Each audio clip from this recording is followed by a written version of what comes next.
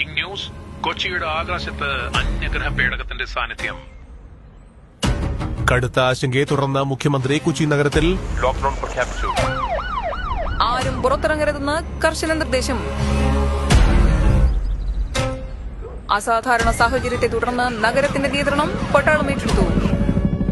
ISROയിൽ സയന്റിസ്റ്റുകൾ പേടകത്തെ സൂക്ഷ്മമായി നിരീക്ഷിക്കുകയാണ്. നാസയിലെ 10 പേരടങ്ങുന്ന സംഘം കൊച്ചിയിലേക്ക് അടിയന്തരമായി പുറപ്പെട്ടു. അതേസമയം കാക്കനാട് ഭാഗത്ത് അന്യഗ്രഹ ജീവികളെ കണ്ടെന്ന അവകാശവാദവുമായി പത്രവിതരണക്കാരൻ സനൽ മുന്നോട്ട് വന്നു. ഞാന് രാവിലെ പത്രം ഇട്ടിട്ട് വരുമ്പോ ആ കടയുടെ ഭാഗത്തായിട്ടാണ് കണ്ടത്.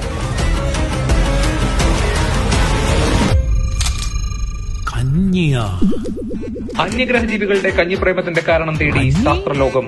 അന്യഗ്രഹ ജീവികൾ നാട്ടിലെത്തിയത് കഞ്ഞി കുടിക്കാൻ. എങ്ങനെ വരാതിരിക്കും? കട്ട തൈരും പുഴുക്കും ചേർത്ത് ഞെരടി പഴം കഞ്ഞി മേടിക്കണം.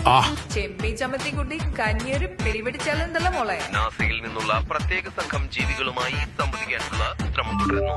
Who put Kanji love in your hearts? നെല്ലിക്ക, പയർ കഞ്ഞി, തൈര് കഞ്ഞി, നെല്ലിക്ക സ്പെഷ്യൽ കഞ്ഞി.